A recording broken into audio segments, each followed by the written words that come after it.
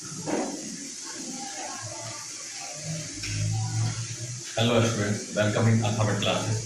आज हम लोग लाइट चैप्टर का ये पार्ट है, लेकिन चैप्टर का नाम दूसरा है। इसमें human I and colourful world. इसमें कलरफुल वर्ल्ड के में जो है डिस्पर्सन ऑफ लाइट हम लोग स्टडी करेंगे। आज लाइट कैसे ब्रेक्स होता है, कैसे ये कैसे इस फिनोमेना को हम लोग जानेंगे। सबसे पहले जानें what is dispersion of light. Dispersion of light क्या होता है? फिर अपना लाइट रे यहाँ से आती है, फ्रिंज के थ्रू ये हो जाती है। जब लाइट रे फ्रिंज में जैसे ही टकराती है तो ये 7 कलर्स में ब्रेक हो जाती है। मेरे पास 7 कलर्स को बनाने के लिए नहीं है, लेकिन जो भी उसको बनाने के लिए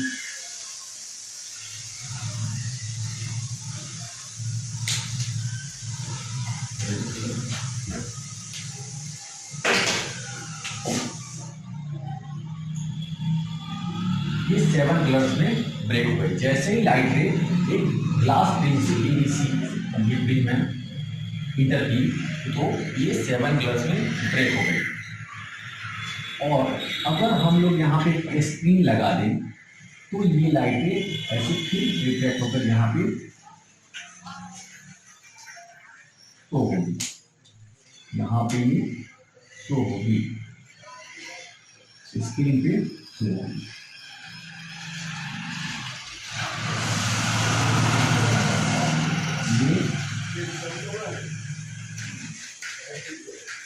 ये PQ रे इस पॉइंट पे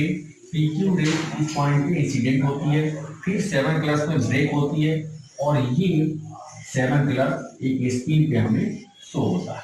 तो ये जानते हैं क्या होता है? सबसे ऊपर होता है रेड कलर और सबसे नीचे होता है वायलेट कलर, बीच में ये और 5 कलर्स भी होते हैं। टोटल 7 कलर्स होते हैं इसमें। तो ये जानते हैं ये होता क्या? What is dispersion of light?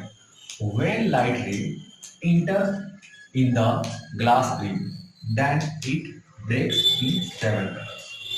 जब लाइट रे किसी ग्लास बीम से पास करती है तो ये कितने भागों में टूट जाती है? 7 कलर्स में। ये कौन सी लाइटें होती है जो टूटती है? व्हाइट लाइटें होती है। When white light ray passes through a glass beam then it breaks in 7 colors। This phenomena is called dispersion of light। Light रे जब एक ग्लास ब्रिज से गुजरती है तो ये 7 कलर्स में टूट जाती है और ये 7 कलर्स में टूटने की ही इस फिनोमेना को क्या कहते हैं? Dispersion of light. जिन्हें लिखना है वो लिख सकते हैं। When light ray passes through a glass bridge then it breaks into 7 colours. This phenomena is called dispersion of light.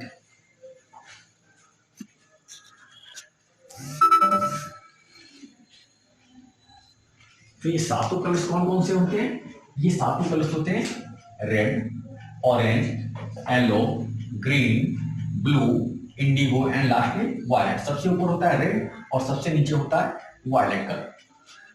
इसको हम लोग ऐसे भी लिखते हैं VIBGYOR, विबोर। ऐसे भी इसको हम लोग याद करते हैं। याद करने के मेथड है। एक वर्ड आता है डिस्पर्सिव पावर, एक वर्ड और आता है इसमें dispersive power, DSPERSIV, dispersive power. What is dispersive power? Dispersive power क्या होता है? When light ray passes through a glass beam then it breaks into 7 colors। This phenomena is called dispersion of light। ये तो हम जानते हैं, but by which power this white light ray breaks into 7 colors? That is called dispersive power। जिस power के कारण, आखिर अपने से थोड़ी ब्रेक हो जाती है, कोई ना कोई पावर होता है, कुछ ना कुछ ऐसा होता है, कोई ना कोई फैक्टर ऐसा वर्क करता है जिससे ये 7 कलर में ब्रेक होता है, तो उसी फैक्टर को कहते हैं dispersive power. It is denoted by omega. इसे ओमेगा OMEGA ओमेगा बोलते हैं। ओमेगा डब्ल्यू जैसा लिखा जाता है, बट इसका ऊपर थोड़ा सा ही मुड़ा हुआ रहता है। ओमेगा हिंदी में लिखे तो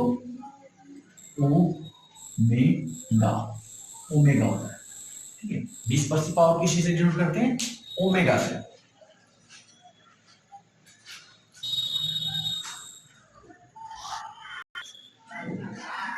हाँ जी, आगे हम लोग इसमें देखते हैं कॉम्बिनेशन ऑफ प्रिज्म। दो प्रिज्म को इन्वर्टेड पोजीशन में रख दिया जाए एक दूसरे के पोजीशन में, मतलब एक प्रिज्म तो पहले से था ही सीधा खड़ा, एक दूसरे प्रिज्म को हमने उल्टा डायरेक्शन में इस प्रिज्म के जस्ट उलट करके रख दिया, तो कैसे लाइट रे का फॉर्मेशन कैसे होगा ये हम देखते हैं। इसमें लाइट रे का फॉर्मेशन बोले या फिर लाइट रे का बिहेवियर कैसे बिहेव करता है लाइट रे इन प्रिज्म से होकर के, ये देखेंगे।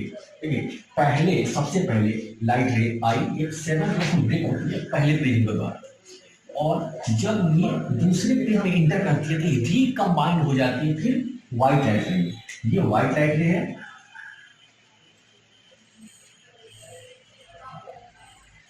और ये पूरा लास्ट में व्हाइट लाइट रे ही मिलता है।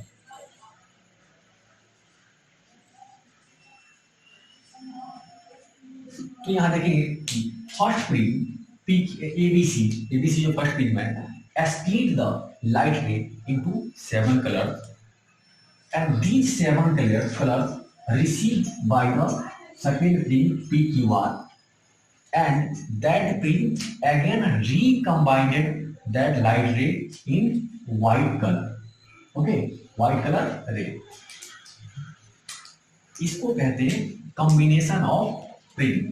जिस फिनोमिना को कहते हैं रिकॉम्बिनेशन ऑफ स्पेक्ट्रम। और ये जो 7 colour when light ray passes through a glass prism, then it breaks into 7 colors. These 7 colors are called spectrum of light ray. क्या कहते हैं इसको? स्पेक्ट्रम ऑफ लाइट रे। इसको कहते हैं 7 कलर्स को लाइट रे का स्पेक्ट्रम कहते हैं। और जब ये सेकेंड प्रिज्म से गुजरता है तो ये पुनः इसमें व्हाइट लाइट रे में कन्वर्ट हो जाता है। इसको कहते हैं रिकॉम्बिनेशन ऑफ या रिकॉम्बिनेशन ऑफ स्पेक्ट्रम्स। ओके, इसे क्या कहेंगे? Recombination of spectrum.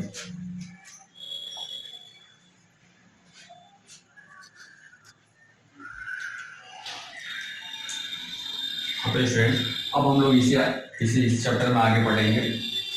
Formation of rainbow वही रेनबो जिसे इंद्रधनुष बोलते हैं हम लोग, जो आमतौर पे रेनी सीजन्स में आसमान में ऊपर स्काई में दिखाई देता है, उसी रेनबो की बात कर रहा हूँ मैं। ठीक है, तो कैसे ये फॉर्म होता है सबसे पहले देख लेते हैं ये फॉर्म कैसे होता है।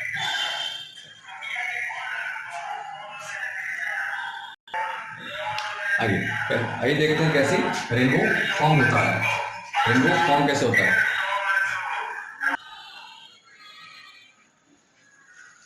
देखते हैं फॉर्मेशन ऑफ रेनबो। ये होता है स्काई में बहुत सारे वाटर ड्रॉपलेट्स होते हैं, मतलब पानी की बूंदें होती हैं। बोलवाना, हाँ, ये वाटर की बहुत सारी बूंदें यानी वाटर ड्रॉपलेट्स होती है स्काई में। व्हेन व्हाइट लाइट रे जब इन वाटर ड्रॉपलेट्स में इंटर करती है तो ये 7 कलर्स में ब्रेक हो जाती है। मैं इसमें 2 ही बना रहा हूँ, सबसे ऊपर वाला सबसे नीचे वाला। और फिर ये लाइट रे कहाँ? हमारी आंखों तक थोड़ा सा इसको थोड़ा सा वो करते हैं, ये थोड़ा सा बेंड हो जाए, सीधे नहीं जाएगा, बेंड होकर जाएगा ये ऐसे, और ये रिफ्रैक्ट होकर के फिर हमारी आंखों तक यहाँ पहुंचेगी। बहुत सारे वाटर ड्रॉपलेट्स होते हैं जो कि छोटे प्रिज्म के जैसे बिहेव करते हैं। Water droplets behaves like a small prism in the sky. When light रे passes through a water droplets, then it breaks into the 7 colors, and these 7 colors reaches to our eye, then we can say that rainbow are formed. यही 7 colors, इससे बहुत सारे colours ये होते हैं सारे, ये सारे कलर्स होते हैं, ये सारे हमारे यहाँ पे तो पहुँचते हैं, अकेला ये नहीं पहुँचता। ठीक है, ऑल 7 कलर्स हमें दिखाई देते हैं एटमॉस्फेयर। ठीक है, तो एटमॉस्फेयर में बहुत सारे वाटर ड्रॉपलेट्स हैं जो कि एक स्मॉल प्लेन की तरफ वर्क करते हैं, और जब व्हाइट लाइट रे इसमें इंटर करता है तो 7 कलर्स में ब्रेक हो जाता है। आफ्टर रिफ्लेक्शन ये हमारे आंखों तक पहुंचता है, यही 7 कलर। तो हम कहते हैं कि क्या होता है, ये रेनबो फॉर्म हुआ है, क्योंकि आमतौर पर रेनी सीजन में दिखाई देता है, क्योंकि रेनी सीजन में ही मैक्सिमम वाटर ड्रॉपलेट्स सोच होते हैं। ओके, तो अब हमारा ये रहा फॉर्मेशन ऑफ रेनबो, कैसे फॉर्म होता है पता चल गया। अब हम लोग देखेंगे इसमें अगला टॉपिक है एटमॉस्फेरिक रिफ्लेक्शन, उसके आगे स्कैटरिंग ऑफ लाइट, फिर उसके बाद से इन दोनों का application atmospheric reflection and scattering of light के रिफ्लेक्शन क्या बोलते हैं एप्लीकेशन, मतलब कहाँ यूज होता है वो पढ़ेंगे। और फिर आई ह्यूमन आई